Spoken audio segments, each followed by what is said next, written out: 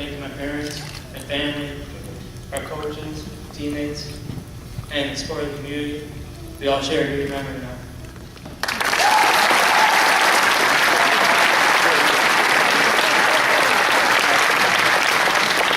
Guys, thank you. I couldn't be more proud of the group. I couldn't imagine going out any other way. Only we were on the wrong side of the fireworks, I told him at the end of the game. I always wanted to be on that field when the fireworks went off. We were just on the wrong side of the fireworks. But I'll tell you what, to be in that venue, to be with guys that are sitting to my right and sitting to my left, that have endured what they've endured and played the way they have. And if you look at the teams we've played this year, how athletic they look and how they run, and just the product the other teams put on the field, and then you look at these guys, and not take anything away from these guys, because we've had this discussion before, but there's times we look like a sophomore team. I had one of these kids go, "Hey coach, who win? 2019 or us?" I said, 2019. I said, here's only one thing they didn't have, as much heart as this team has. And so for them to be able to say that about each other in 20 years, hanging out together and celebrating this, they're going to have a good time doing that. So thank you, fellas. Thank you very much. I'm going to turn this back over to Lanny, because we know how long we've been around each other. You remember that, going back that far back? Lanny used to cover the LP games when Coach Sarver was coaching and I was playing for Mendota. And I used to get all fired up hearing Lanny Slevin talk on the radio when I was back. I was one of the few Mendota guys that had good games against LP back then. But he's covered me in high school sports. He had a chance to cover me in junior college. He's kind of watched me grow up from being a real fiery young coach to a guy now that's retiring the same year he is, or at least getting out from here. And so I really like the idea of having Lanny Slevin do this, and I couldn't thank him enough for coming over here and doing this, because he will always hold a special place in my heart. And before I get off this microphone, I'm starting to get comfortable, so I better get moving quick, is Greg, thank you for chaperoning us and taking care of us on all those trips this year.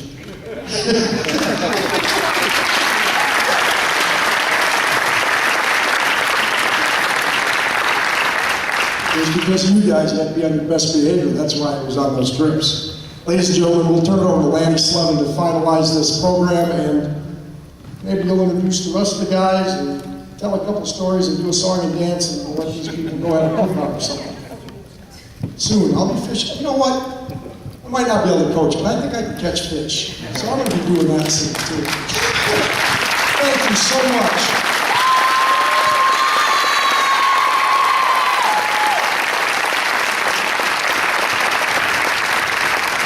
Make sure you got a Wisconsin fishing license, okay, Booker? I don't want to see you get in trouble. Let me introduce the rest of the team, and some of these guys you may see back here next year at this time when we're welcoming them back, because they'll be seniors, they'll be sitting over here and they can get up and talk. But let's just do this. Brett Storm, number 1. Brett, stand up. Take a bow. Caleb Pytel. Adam Tapp, Austin Smith, Nathan Smith, he's still around. Nathan Burris, Nathan Burris. How about Cameron Sarver? Matt Jennings, Seth Schiffbauer, Al Rock, Noah Lamboli, Justin Guerrero, Max Strickland, and Billy Vickers.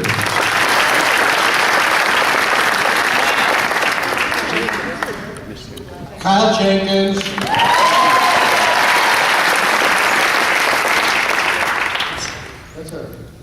Andrew Lutz.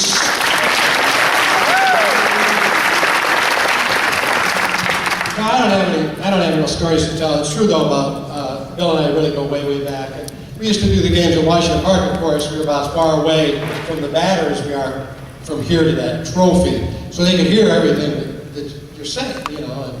And I had to come in and replace Art Kimball anyway, and that was difficult enough. And everybody saying, oh, that, you know, the young guy, he doesn't have a good voice, he doesn't know anything. You know, talking about me, he's got too much hair, you know, knew Art, and you know what I was talking about. Art and I became very good friends, and almost 39 years later, I've enjoyed a wonderful relationship. I'm not saying goodbye to LP or to the Illinois Valley, but I did tell my boss that after taking these 2 summers off, I realized that there's some other things I'd like to be able to do. We have a lot of grandkids. You know, my wife and I have had 9 children, and so I can empathize with you as a parent. I understand all that very well. In fact, all of our children are boys, except for 5 of them. So anyway, the story that I do, 2 quick things I want to share with you. I wanted to share this with the guys, and maybe you already know this, but there's a song called Greyhound. The song from Greyhound, the idea is it's not the arrival, but it's the getting there that's good. And as I've gotten a few years older, I'll be 70 next month, I have found that it's not the arriving, it's not getting to your destination, but it's day by day, step by step, the practices, maybe coming home late for dinner, and mom's got dinner, she warms it up for you. It's getting to know your teammates. It's starting back in Little League and coming all the way through. It's culminated by something like this, or maybe more, for somebody to go on to college and achieve greatness there. And so it's the journey. It's being on the way. It's not the arriving, but it's being on the way. Each and every day. Because I look back now over 38 years here and over 42 or 41 years in high school broadcasting. And I think it was the journey. There was never ever a place where I thought I'd ever arrive. But it's day by day and step by step. And I think that's something that you'll always remember. The other thing that you'll realize as you get older is this will mean a lot more to you than it does now. It means a lot to you now, and it really should, but it'll mean even more. And you'll bring your kids, your grandkids back to the LP trophy area, and you'll show them the second place trophy you won in 2012. You'll say, wow, we played for a state championship. No other LP baseball team had ever done that before. And we really consider ourselves very, very fortunate. 3 or 4 guys will admit in later years, because your memories get blurred, that they hit a home run in the championship game, and only Casey Hubie will be right.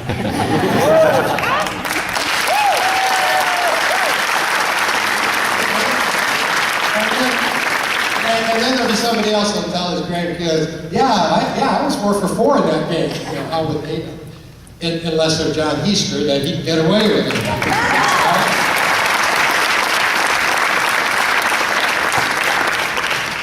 I want to thank you for getting me out of my retirement for a while, and now I get to go back home and go to work on fixing up the house, doing the wash, washing dishes, kitchen floors, bathrooms. I've worn out a plunger already. I mean, just so many things that have happened in the summer already, and I'm only a third of the way into my sabbatical.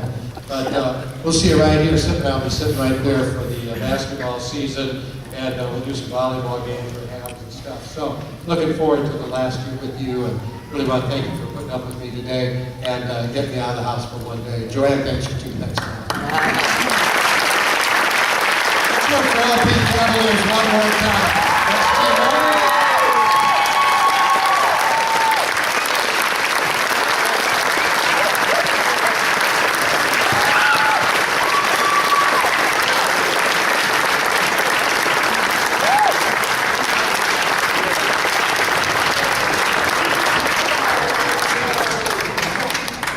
If anybody wants to get any pictures with any of the kids or anything in the gym, you can do that now. Come on down and we'll socialize. Thank you again.